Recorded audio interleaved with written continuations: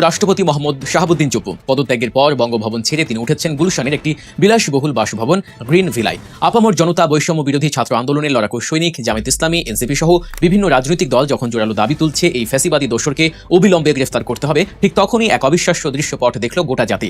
স্বরাষ্ট্রমন্ত্রী সালাউদ্দিন আহমেদ প্রকাশ্যে জানিয়ে দিলেন, সংবিধান অনুযায়ী চুপ্পুর বিরুদ্ধে কোনো আইনি ব্যবস্থা নেওয়া বা তাকে গ্রেফতার করা সম্ভব নয়। এই একটিমাত্র বক্তব্য পুরো দেশের রাজনীতিতে রীতিমতো বোমা ফাটিয়ে দিয়েছে। সাধারণ মানুষের মনে একটাই প্রশ্ন ঘুরপাক খাচ্ছে যে চুপ্পুর হাতে দেশের হাজার হাজার কোটি টাকার লুটের সুস্পষ্ট দাগ, তাকে কেন এমন নির্লজ্জভাবে দায়মুক্তি দিচ্ছে বিএনপি? শাহাবুদ্দিন চুপ্পু কেবল শেখ হাসিনার মনোনীত একজন পুতুল বা ডামি রাষ্ট্রপতি ছিলেন না, তিনি ছিলেন আওয়ামী লীগের একজন কট্টর এবং পরীক্ষিত সুবিধাভোগী নেতা। তার আসল রূপটি লুকিয়ে আছে তার অতীত কর্মকাণ্ডে। এই অক্টোবর নভেম্বরে বদলে যাচ্ছে দেশের রাজনৈতিক হিসাব নিকাশ। দীর্ঘ অপেক্ষার পর শুরু হতে যাচ্ছে স্থানীয় সরকার নির্বাচন। ইউনিয়ন পরিষদ থেকে শুরু করে সিটি কর্পোরেশন, ধাপে ধাপে ভোট গ্রহণের প্রস্তুতি নিচ্ছে নির্বাচন কমিশন। কিন্তু এই নির্বাচনের মূল আকর্ষণের কেন্দ্রবিন্দু কোথায়? মাঠে জামায়াত চেষ্টা করছে আওয়ামী লীগকে নির্বাচন থেকে দূরে রাখতে, অথচ নির্বাচন কমিশন আর বিএনপি সরকার সে পথে হাঁটেননি। উল্টো সবুজ সংকেত মিলছে আওয়ামী লীগ নেতাদের স্বতন্ত্র হয়ে লড়ার। কেন এই নমনীয়তা? এর পেছনে কি ভারতের কোনো অদৃশ্য বার্তা কাজ করছে, নাকি শেখ হাসিনার ডিসেম্বরে দেশে ফেরার ঘোষণার সাথে জড়িয়ে আছে এই নির্বাচনের সরাসরি সম্পর্ক? কেন এতদিন তাকে লালন পালন করেছেন? নিশ্চয়ই এই কথা জাতি বুঝতে চায় যে এতদিন তাকে দিয়ে কিছু উদ্দেশ্য হাসিল করা প্রয়োজন ছিল, সেগুলো করা শেষ। এখন তাকে ডাস্টবিনে ছুঁড়ে ফেলার জন্য আপনারা আয়োজন করেছেন, কিন্তু ডাস্টবিনে ছুঁড়ে ফেললে হবে না, জনতা আওয়াজ তুলেছে, তাকে গ্রেফতার করতে হবে। কারণ তার মাধ্যমে অনেক কিছুর অনুমতি নিয়ে এই সমস্ত আমাদের তরুণ যুবকদের উপরে গুলি চালানো হয়েছে। না হলে আর একটা অর্ডারে এই সমস্ত গুলি বন্ধ হয়ে যাওয়া সম্ভব ছিল। কয়েকটা দিন অপেক্ষা করুন, এদের কি করতে হয় আমি জানি। দিল্লির শিক্ষামন্ত্রীর গদি তো আগে উড়ে গেছে, এবার কি তাহলে পশ্চিমবাংলার মুখ্যমন্ত্রী শুভেন্দু অধিকারীর পালা? কিছুদিন আগে যিনি বাংলাদেশ নিয়ে চরম মাতব্বরি করেছিলেন, সীমান্তে কাঁটাতারের বেড়া নিয়ে লাফালাফি করা থেকে শুরু করে কথায় কথায় তারেক রহমানের সরকারের অবৈধ বলে হেনস্থা করেছিলেন তিনি। ভেবেছিলেন হয়তো আমাদের দেশ বাংলাদেশও দখল করে ফেলবেন, কিন্তু আজ তার নিজের পায়ের তলার মাটি একেবারে ধসে পড়েছে। তারেক রহমানকে সরাতে গিয়ে আজ নিজের রাজ্যেই চরমভাবে ধরা খেলেন শুভেন্দু অধিকারী। ডিসেম্বরের মধ্যে শহীদ ওসমান হাদির বিচার যদি সম্পন্ন করা না হয়, তাহলে আমরা সরকার পতনের আন্দোলনের ডাক দেব। এই ব্যাপার নিয়ে কোন ধরনের নেগোসিয়েশন হবে না।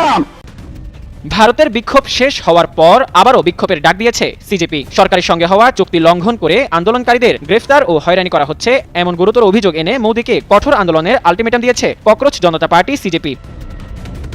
সোমবার আয়োজিত এক যৌথ সংবাদ সম্মেলনে সিজেপি এই উদ্বেগের কথা জানান। সংবাদ সম্মেলনে সৌরভ দাস জানান, 36 দিনব্যাপী আন্দোলন প্রত্যাহারের পরও ভবিষ্যতে সরকার আন্দোলনকারীদের লক্ষ্যবস্তু বানাতে পারে এমন আশঙ্কার জন্য তারা শুরু থেকেই আইনজীবী কপিল সিবলের আইনি পরামর্শ নিয়েছিলেন। আসসালামু আলাইকুম দর্শক, খুবই গুরুত্বপূর্ণ এবং আকর্ষণীয় কিছু সংবাদ নিয়ে আপনাদের সম্মুখে হাজির হয়েছি। দর্শক, ভিডিও শুরুতেই আশা করি প্রত্যেকটা ভিডিও ফুটেজের অংশ বিশেষ আপনারা একটু মনোযোগ সহকারে শুনেছেন এবং দেখেছেন। হ্যাঁ, দেখে শুনে বুঝতেই পারছেন যে আজকের এই ভিডিওটি কতটুকু গুরুত্বপূর্ণ এবং আকর্ষণীয়। কেননা ভিডিওর শুরুতে যে এই ছোট্ট ছোট্ট ভিডিওর অংশ বিশেষগুলো আপনারা দেখেছেন, সেগুলো দিয়েই আজকের এই ভিডিওটি সাজানো, আজকের এই এপিসোডটি সাজানো। তাই ধৈর্য সহকারে মনোযোগ দিয়ে পুরো ভিডিওটি দেখতে থাকুন, অনেক কিছু জানতে পারবেন ভাই, অজানা কিছু কথা।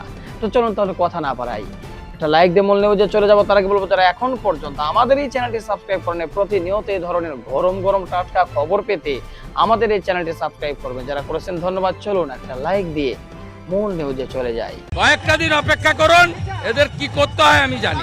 দিল্লির শিক্ষামন্ত্রীর গদি তো আগে উড়ে গেছে, এবার কি তাহলে পশ্চিমবাংলার মুখ্যমন্ত্রী শুভেন্দু অধিকারীর পালা? কিছুদিন আগে যিনি বাংলাদেশ নিয়ে চরম মাতব্বরি করেছিলেন, সীমান্তে কাঁটাতারের বেড়া নিয়ে লাফালাফি করা থেকে শুরু করে কথায় কথায় তারেক রহমানের সরকারের অবৈধ বলে হেনস্থা করেছিলেন তিনি। ভেবেছিলেন হয়তো আমাদের দেশ বাংলাদেশও দখল করে ফেলবেন, কিন্তু আজ তার নিজের পায়ের তলার মাটি একেবারে ধসে পড়েছে। তারেক রহমানকে সরাতে গিয়ে আজ নিজের রাজ্যেই চরমভাবে ধরা খেলেন শুভেন্দু অধিকারী।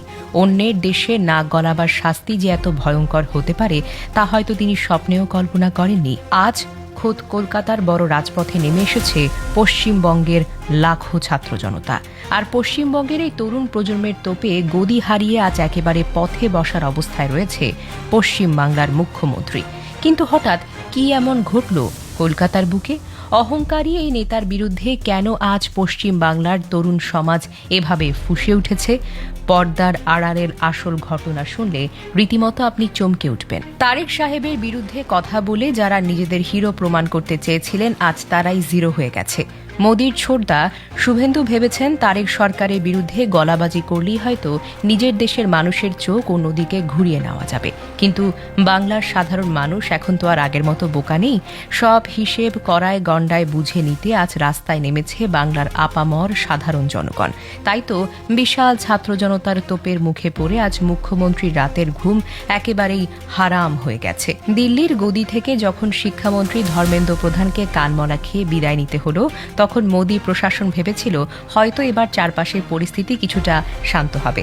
তারা ভেবেছিল একটা বলির পাঠা দিয়ে নিজেদের পিঠ বাঁচিয়ে দেবে, কিন্তু তাদের এই চালাকি একেবারে উল্টে গেছে সাধারণ মানুষের দাপটে। ধর্মেন্দ্র প্রধানের এই পদত্যাগ যেন জ্বলন্ত আগুনে 1 গ্যালন ঘি ঢেলে দিয়েছে। দিল্লির বুকের তরুণরা আজ খোদ মোদি প্রশাসনকে নাকে দড়ি দিয়ে ঘোরাতে পারে, আর এই আত্মবিশ্বাসের পারদ আজ সোজা এসে আছড়ে পড়েছে কলকাতার বুকে। শিলাইদহ থেকে ধর্মতলা পর্যন্ত আজ যে বিশাল জনসমুদ্র দেখা যাচ্ছে তা কোনো দলের ভাড়া করা লোক নয়। এরা হলো অধিকার বুঝে নিতে আসা অকুতভয় ছাত্র জনতা, যারা মুখ্যমন্ত্রীর সমস্ত দাদাগিরি চূর্ণ করতে রাজপথে নেমেছে। অথচ কিছুদিন আগেও বিধানসভায় দাঁড়িয়ে চরম দম্ভ দেখিয়েছেন পশ্চিমবাংলার মুখ্যমন্ত্রী। গলাবাজি করে তিনি বলেছেন, আন্দোলন করতে হলে দিল্লি যাও, বাংলায় এসব চলবে না। বিরোধী কণ্ঠকে একেবারে চিরতরে মুছে ফেলার সরাসরি চোখ রাঙানি দিয়েছিলেন তিনি।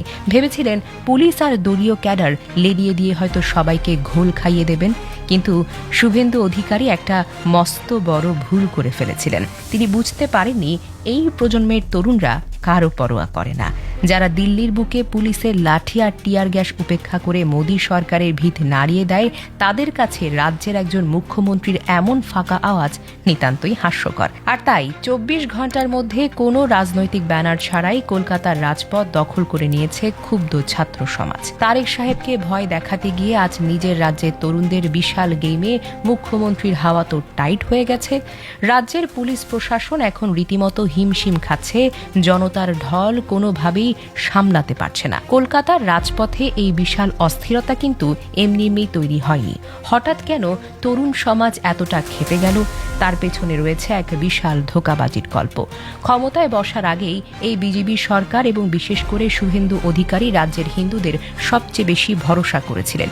হিন্দুর সংখ্যাগরিষ্ঠ এই রাজ্যে যখন মুসলমানরা সংখ্যালঘু, তখন হিন্দুদের এক বিশাল প্রত্যাশা ছিল সরকারের কাছে। সবাই ভেবেছিল দীর্ঘদিন ধরে চলা বঞ্চনার অবসান আর সমাজ জুড়ে সবার ন্যায্য অধিকার একেবারে নিশ্চিত হবে। কিন্তু গদিতে বসার পর মোদির ছোটদা ঠিক উল্টো কাজটাই করলেন। ক্ষমতা টিকিয়ে রাখার লোভে আটঘাট বেঁধে খোদ হিন্দুদেরই অধিকার কেড়ে নিলেন তিনি। শুধু কি তাই, তারেক রহমানের বিরুদ্ধে গলাবাজি করে আর বাংলাদেশের দখলের ভেলকি দেখিয়ে হিন্দুদের মন জয় করার চতুর খেলোয়াড় নীতি গ্রহণ করেছিলেন তিনি। আর ভেতরে ভেতরে নিজের রাজ্যের হিন্দুদের সব সুযোগ সুবিধা কেড়ে নিয়ে তাদের মুখে চুনকালি মাখিয়ে দিয়েছেন। পাশাপাশি মেধারও কোনো দাম দেয়নি, বরং চাকরির নামে চরম অবহেলা আর দুর্নীতির এক বিশাল সিন্ডিকেট তৈরি করেছিলেন পশ্চিম বাংলার মুখ্যমন্ত্রী। যে সাধারণ হিন্দুরা তাকে অন্ধের মতো বিশ্বাস করে ভোট দিয়েছেন, আজ তারাই সবচেয়ে বেশি প্রতারিত বোধ করছে। শুভেন্দুর এই নীতির কারণেই হিন্দু সম্প্রদায়ের মেরুদণ্ডটাই একেবারে ভেঙে গেছে। সাধারণ মানুষ আজ খুব ভালোভাবেই বুঝে গেছেন, ধর্মের সুরসুরি দিয়ে গদিতে বসা এই নেতারা আসলে ক্ষমতার লোভী, এরা আপন কেউ নয়। আর তাই আজ হিন্দু ও মুসলিম তরুণরা কাঁধে কাঁধ মিলিয়ে নিজেদের হকের দাবিতে একজোট হয়েছে। তাদের প্রধান টার্গেট হয়ে উঠেছেন এই ধোঁকাবাজ মুখ্যমন্ত্রী। ধর্মের রাজনীতিতে একেবারে ঝামা ঘষে দিয়ে ছাত্ররা আজ বুঝিয়ে দিয়েছে, মেধার প্রশ্নে কাউকে এক চুলো ছাড় দেওয়া যাবে না। তরুণরা আজ প্রমাণ করে দিয়েছে, ভুয়া প্রতিশ্রুতি দিয়ে আর বেশি দিন গদি টিকিয়ে রাখা যায় না। শুধুমাত্র বাংলার এই করুণ অবস্থার পাশাপাশি গোটা ভারতের দিকে তাকালে দেখা যায় আরেক ভয়াবহ চিত্র। একটু খেয়াল করলেই দেখা যাবে এই ক্ষোভের আগুন শুধু কলকাতাতেই সীমাবদ্ধ নেই। শুভেন্দু অধিকারী যখন তারেক সরকারের পতন ঘটানোর স্বপ্ন দেখেছিলেন, তখন নিজের দেশের মাটি যেন চারিদিক থেকে জ্বলছিল। আজকের দিনে গোটা ভারত যেন এক জ্বলন্ত বারুদের স্তূপে পরিণত হয়েছে। মধ্যপ্রদেশের দিকে তাকালে দেখা যায় আদিবাসী সম্প্রদায় তাদের জল জঙ্গল আর জমির অধিকার রক্ষায় যেন পথে নেমে প্রশাসনকে রীতিমতো নাচিয়ে ছাড়ছে। পুলিশের ব্যারিকেড যেখানে খড়কুটোর মতো উড়ে যাচ্ছে, অন্যদিকে মণিপুরে কুকি সম্প্রদায় সম্প্রদায়ের মানুষ আবার নতুন করে গর্জে উঠেছে, যা রাজ্যটিকে আরেক দফা ভয়ঙ্কর অশান্তির দিকে ঠেলে দেয়। এমনকি মোদী প্রশাসনের নিজের সাজানো রাজ্য খোদ গুজরাটেও আজ কৃষকরা জোরালো বিদ্রোহ ঘোষণা করেছে। আর কর্পোরেটদের সুবিধা দিতে গিয়ে দেশের কৃষি বাজারে বিক্রি করে দেওয়া যে ফাঁদ পাতা হয়েছিল, তার বিরুদ্ধে পাঞ্জাবের কৃষকরা সমস্ত বাধা ভেঙে দিল্লির দিকে এগিয়ে আসছে। মোদী সরকার এখন চারিদিক থেকে এমন প্যাচে পড়েছে যে পালানোর কোনো পথ তার কাছে নেই। অথচ এত কিছুর পরেও মোদীর ছোটদা শুভেন্দু পড়েছিলেন তারেক রহমান আর বাংলাদেশ নিয়ে। নিজের ঘর সামলাতে না পেয়ে অন্যের ঘরে আগুন লাগানোর এই চরম মাতব্বরি আজ থেকে তাকে এক বিশাল খাদের কিনারায় দাঁড় করিয়ে দিয়েছে। গোটা দেশ যখন অধিকার আদায়ের লয়ে কাঁপছে, তখন বাংলাদেশ নিয়ে তার এই অহেতুক লাফালাফি দেশের সাধারণ মানুষ একদমই মেনে নেয়নি। মানুষ বুঝে গেছে এগুলো শুধু সমস্যা থেকে নজর ঘোরানোর একটা সস্তা কৌশল মাত্র। গোটা দেশে যখন এমন চরম অস্থিরতা চলছে, তখন দিল্লিতে বসা মোদী সরকারের আসল শক্তি কতটা নড়বড়ে তা আজ সবার সামনেই পরিষ্কার হয়ে গেছে। এদের দাদাগিরির খুঁটি আসলে কতটা দুর্বল তা 24 সালের লোকসভা নির্বাচনের ফলাফলই একেবারে জলের মতো পরিষ্কার। এই নির্বাচনে একেবারে জেতার ক্ষমতা না পেয়ে মাত্র 240টি আসনে আটকে যায় মোদী প্রশাসন। এখন নীতিশ কুমার আর চন্দ্রবাবু নাইডুর মতো দুইজন নেতার ক্রাচের উপর ভর করে খুঁড়িয়ে খুঁড়িয়ে চলছে দিল্লির সরকার। এই দুজন নেতা এখন মোদী সরকারের জন্য আস্ত একটা গলার কাটা হয়ে দাঁড়িয়েছেন। যে কোনো মুহূর্তে তারা সমর্থন তুলে নিলে কালকেই তাসের ঘরের মতো ভেঙে পড়বে দিল্লির পুরো সিস্টেম। অন্যদিকে বিভিন্ন সমীক্ষায় উঠে এসেছে এক ভয়ঙ্কর তথ্য। 86% মানুষ এই সরকারের পতন চায়। একসাথে 86% মানুষের এই বিশাল ক্ষোভ কোনোভাবেই সাধারণ বিষয় হতে পারে না। এত দুর্বল একটা ভিত্তির উপর দাঁড়িয়ে এদের দাদাগিরি আর গলাবাজি সত্যিই তো অবাক লাগে। পুলিশ, র আর দলীয় ক্যাডার নিয়ে এই জনসমুদ্র আটকানোর ছক কেবল চরম বোকামি। ছাত্র জনতার এই আন্দোলন হলো বারুদের স্তূপে ফেলে দেওয়া জ্বলন্ত দেশলাইয়ের কাঠি, যা গোটা দেশের জমে থাকা ক্ষোভকে একসঙ্গে জ্বালিয়ে পুড়িয়ে দিয়েছে। বাংলার তরুণরা আজ বুড়ো আঙুল দেখিয়ে মোদী প্রশাসনকে সেই কড়া জবাবটাই তো দিচ্ছে। পুরনো ইতিহাস সব সাক্ষী করে দেয় যে অহংকারী আর স্বৈরাচারী শাসকদের শেষ পরিণতি সবসময় অত্যন্ত করুণ হয়। অন্যের দেশে নাক গলালে আর সাধারণ মানুষের অধিকার কেড়ে নিলে কত বড় শিক্ষা যে পেতে হয় তার প্রমাণ আজ সবার চোখের সামনেই ভাসছে। তাছাড়া বাংলাদেশের দিকে তাকালেই তো পরিষ্কার বোঝা যায় ক্ষমতা হারানোর পর স্বৈরাচারীদের কিভাবে রাতের অন্ধকারে হেলিকপ্টারে করে পালাতে হয়।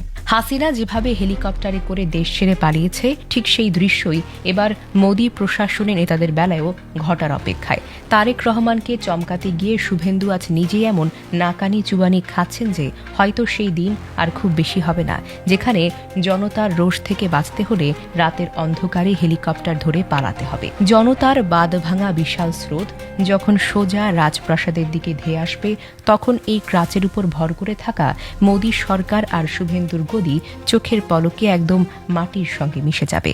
তারেক রহমানের সাথে অকারণে টেক্কা দেওয়ার চূড়ান্ত ফল হিসেবে আজ কপাল চাপড়ানো ছাড়া কিছুই জুটছে না অহংকারী এই মুখ্যমন্ত্রীর কপালে।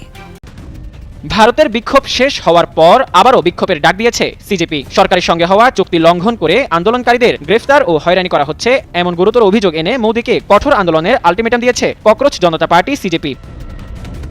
সোমবার আয়োজিত এক যৌথ সংবাদ সম্মেলনে সিজেপি এই উদ্বেগের কথা জানান। সংবাদ সম্মেলনে সৌরভ দাস জানান, 36 দিনব্যাপী আন্দোলন প্রত্যাহারের পরও ভবিষ্যতে সরকার আন্দোলনকারীদের লক্ষ্যবস্তু বানাতে পারে এমন আশঙ্কার জন্য তারা শুরু থেকেই আইনজীবী কপিল সিবলের আইনি পরামর্শ নিয়েছিলেন। অতীতের কথা তুলে ধরে তিনি আরও বলেন, অতীতে অন্যান্য আন্দোলনেও দেখা গেছে যে আন্দোলনের গতি কমে যাওয়ার পর এককভাবে ব্যক্তিদের মিথ্যা মামলায় ফাঁসানো হয়।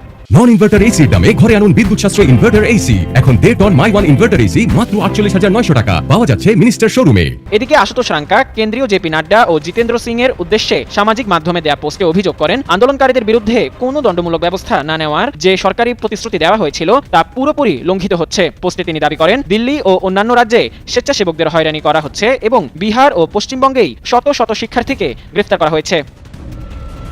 তাই রাঙ্কা হুঁশিয়ারি করে বলেন, অবিলম্বে শিক্ষার্থীদের বিরুদ্ধে দায়েরকৃত এফআইআরগুলো প্রত্যাহার না করা হলে এবং আটককৃতদের মুক্তি না দিলে সিজেপি পুনরায় আন্দোলনে নামতে বাধ্য হবে। একই সাথে তিনি আগামীকালের মধ্যে আইনি মামলা সংক্রান্ত লিখিত চুক্তি এবং সরকারের সাথে নির্ধারিত টাইমলাইনগুলো প্রকাশিত করার দাবিও জানান। এতে পরিস্থিতি আবারও উত্তপ্ত হয়ে ওঠে। তবে বর্তমান পরিস্থিতিতে সিজেপির আইনি দল আটককৃতদের মুক্ত করতে এবং আইনি সহায়তা নিশ্চিত করতে দেশ জুড়ে আইনজীবীদের সাথে সমন্বয় করে কাজ করে যাচ্ছে। এখন আগামী দিনগুলোয় ভারতের পরিস্থিতি কি হতে যাচ্ছে তার দিকেই নজর বিশ্ববাসীর। জামাত ইসলামের রাজনৈতিক ক্ষমতা দেশের সীমানা পেরিয়ে এখন আন্তর্জাতিক পরিমণ্ডলে প্রবেশ করেছে। তারা এখন শুধু বাংলাদেশের রাজনীতি নিয়ন্ত্রণ করছে না, বরং তারা আরও নিয়ন্ত্রণ করছে বাংলাদেশের বাইরের বেশ কয়েকটি দেশের রাজনীতি। সেখানে কে ক্ষমতায় আসবে, কে ক্ষমতা থেকে যাবে, কার বিরুদ্ধে কাকে লাগাতে হবে, কোন দেশ স্বাধীন হবে, কোন দেশ পরাধীন থাকবে, এই রাজনীতিগুলো পুরাই নিয়ন্ত্রণ করছে জামাত ইসলাম। কি আপনারা আশ্চর্য হচ্ছেন? আমি বানিয়ে বলছি না, আগে এর সপক্ষে একটা ভিডিও দেখি, তারপরে কথা বলি। দেখুন ভিডিওটি। ভারতের আরশোলাদের পাশে দাঁড়িয়েছে বাংলাদেশের উগ্র ইসলামী চরমপন্থী গোষ্ঠী জামাতে ইসলামী। বাংলাদেশের জামাতে ইসলামী ছাত্র শাখা সক্রিয়ভাবে প্রচার চালাচ্ছে, দিল্লিতে হিংসার ভিডিও ছড়িয়ে সোশ্যাল মিডিয়ায় ভাতা দিচ্ছে। তাহলে কি বাংলাদেশের জুলাই আন্দোলনের মতোই ছাত্র ক্ষোভকে কাজে লাগিয়ে সরকার বদলের খেলা খেলতে চাইছে বাংলাদেশের উগ্রপন্থীরা? তার মানে বাংলাদেশের পার্শ্ববর্তী দেশ ভারতে আপনারা জানেন বেশ কিছুদিন ধরে সেখানকার ককরোচ জনতা পার্টি নামে ছাত্রদের একটি সংগঠন আন্দোলন করছে মোদী সরকারের বিরুদ্ধে, যেমনটি আমাদের বাংলাদেশে আন্দোলন করেছিল ছাত্ররা হাসিনা সরকারের বিরুদ্ধে। বাংলাদেশের ছাত্র জনতা বৈষম্য বিরোধী ওই আন্দোলনের মাধ্যমে শেখ হাসিনাকে ক্ষমতাচ্যুত করে তাকে ভারতে পালিয়ে যেতে বাধ্য করেছে। শেখ হাসিনা এখান থেকে ভারতে যখন পালিয়ে গেল, এই আন্দোলনের রেশ সে সাথে করে ওখানে নিয়ে গিয়েছিল মোদির জন্য। কারণ মোদি তো তাকে দীর্ঘদিন ধরে ক্ষমতায় বসিয়ে রেখেছিল এবং কথা ছিল যে মোদি যতদিন থাকবে ততদিন হাসিনাকে কেউ কিচ্ছু করতে পারবে না। এখন হাসিনা যখন দেখলো যে মোদি তার কথা রাখে নাই, মোদি ক্ষমতায় ঠিকই বসে আছে, এখান থেকে শেখ হাসিনাকে বিদায়ী হতে হচ্ছে, তখন সে এই আন্দোলনের একটা জজবা ওইখানে নিয়ে গিয়েছিল ওই ভারতের জনগণের জন্য। ঠিক সময় এবং সুযোগ বুঝে সেই আন্দোলনের জজবা ছড়িয়ে দিলেন ভারতের ককরোচ জনতা পার্টির ভিতরে। তারা আন্দোলন করছে। এই আন্দোলন দীর্ঘদিন ধরে করার পরে সেখানকার শিক্ষামন্ত্রী পদত্যাগ করেছেন। শিক্ষামন্ত্রী পদত্যাগ করার পরে ছাত্ররা আন্দোলন স্থগিত করে নিল। তারা বললো যে আমরা আর আন্দোলন করছি না। তার মানে তেলাপোকা বলে অভিহিত করেছিল, তো তেলাপোকাদের পেট তো খুব ছোট হয়, ছোট হওয়ার কারণে ওরা এক শিক্ষামন্ত্রীকে খেয়েই ভয় পেয়ে ঘরে উঠে গিয়েছিল। এরই ভিতরে আবার কে যেন বলেছে যে তোমরা তো বাংলাদেশের ছাত্রদের সাথে পারলে না, বাংলাদেশের ছাত্ররা, বাংলাদেশের তৌহিদি জনতা তোমাদের চেয়ে হাজার গুণ বেশি শক্তিশালী। তারা ঠিকই শেখ হাসিনার মতো একটা দানবকে তারা ক্ষমতা থেকে নামিয়ে তারপরে ছেড়েছে, তোমরা তো পারলে না, তোমরা একটা শিক্ষামন্ত্রী খেয়ে তোমাদের পেট ভরে গেল। এই কথা শোনার পরে আবার তারা ওখানে আন্দোলন বেগবান করেছে, আবার নতুন করে কর্মসূচি ঘোষণা করেছে। তারা নরেন্দ্র মোদীর পদত্যাগের এক দফা দাবি তারা আবার উত্থাপন করেছে। মজার ব্যাপার হচ্ছে এই ঘটনার পরে কলকাতার মিডিয়া এবং কলকাতায় বিজেপির যারা রাজনীতি করে তারা পুরা জামাত ইসলামের উপরে দোষ চাপিয়ে দিয়েছে, ছাত্র শিবিরের উপরে দোষ চাপিয়ে দিয়েছে। তারা বলছে যে এইখানে এই আন্দোলনের ভিতরে জামাত শিবির ঢুকে গেছে, জামাত শিবির এখানে নিয়ন্ত্রণ করছে, তারা পেট্রোনাইজ করছে, অর্থ দিয়ে, টাকা পয়সা দিয়ে, খাদ্য দিয়ে, সব দিয়ে তারা সহযোগিতা করছে। বুঝতে পারছেন? মানে আমরা হাসবো না কাঁদবো ব্যাপারটা কিছু বুঝতে পারছি না। পৃথিবীর যেখানে যাই ঘটুক সব জামাত ইসলাম, যত দোষ নন্দ ঘোষ। এই জন্য বললাম যে জামাত ইসলামের পাওয়ারটা তাহলে কোথায় দেখেন, যে পুরো পৃথিবী নিয়ন্ত্রণ করছে এখন জামাত ইসলাম। যাই হোক, এতক্ষণ একটু রহস্যচ্ছলে আপনাদের সাথে কথা বললেও এই যে ভারত এই কথাটি বলেছে, ভারতের রাজনৈতিক নেতারা এই কথাটি বলছে, ভারতের মিডিয়াগুলো এই প্রোপাগান্ডা চালাচ্ছে, এটার পিছনে কিন্তু একটা গভীর ষড়যন্ত্র আছে। তারা তো মূলত বাংলাদেশের দিকে শকুনের চোখ দিয়ে তাকিয়ে আছে, যে কোনো সুতোয় তারা বাংলাদেশের উপরে একটা হস্তক্ষেপ, অবৈধ হস্তক্ষেপ করার সুতো তারা খুঁজছে। যার কারণে তারা কিন্তু এই বয়ান সামনে এনেছে এবং সেখানে তো আওয়ামী লীগ আছে, আওয়ামী লীগ ওখান থেকে শিখিয়ে দিয়েছে। শেখ হাসিনা নরেন্দ্র মোদীকে বলেছে যে আপনি এই কথা বলুন, এই কথা বলে বাংলাদেশে একটা দেখেন কোনো ব্যবস্থা করা যায় কিনা, আমাকে ঢুকানোর কোনো ব্যবস্থা করা যায় কিনা, এই কথা বলেছে। বলার পরেই ভারতের ওই বিজেপি তারা কিন্তু এই বয়ান মাঠে ছেড়েছে যেখানে জামাত শিবির জড়িত। জামাত শিবির ওইখান থেকে এখানে পেট্রোনাইজ করছে, টাকা পয়সা পাঠাচ্ছে এবং আন্তর্জাতিক মিডিয়াতে তারা এই ব্যাপারে নালিশও করতে পারে যে দেখেন বাংলাদেশের জামাত জঙ্গি সংগঠন, তারা তাদের দেশে শেখ হাসিনাকে এইভাবে তারা বিদায় করে দিয়েছে, এখানে এখন আমাকে পতন ঘটানোর জন্য তারা দেখেন এখানে এই করছে। এইটা তাদের একটা চক্রান্ত হতে পারে। এই ব্যাপারে জামাত ইসলামকে সতর্ক থাকতে হবে। আর আমাদের বিএনপি, তাদের তো এই ব্যাপারে কোনো কথাই নাই, তারা না ধারে না ভারে, তারা এখন কি করবে, কি ভাববে, কি বলবে কিচ্ছু বুঝতে পারছে না। আওয়ামী লীগের ব্যাপারে তাদের যে দনমনা অবস্থা, এই দনমনা অবস্থার কারণে বাংলাদেশের জনগণ যে ইতিমধ্যেই তাদের প্রতি প্রচন্ড ফুসে উঠছে, এ ব্যাপারে তাদের বিন্দু মাত্র কোনো ভ্রুক্ষেপ নেই। এই রাষ্ট্রপতি শাহাবুদ্দিন চুপ্পু, তাকে বিএনপি ধরে রাখার জন্য হেন কোনো প্রচেষ্টা নাই, যা তা করে নাই।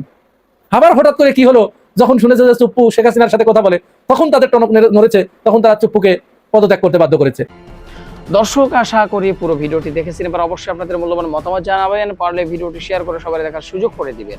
আর আমাদের এই চ্যানেলে নতুন হয়ে সাবস্ক্রাইব করবেন। যারা করেছেন ধন্যবাদ জানাই। আজকের মতো এখানে বিদায় নিচ্ছি, দেখা হচ্ছে নতুন কোনো ভিডিওতে।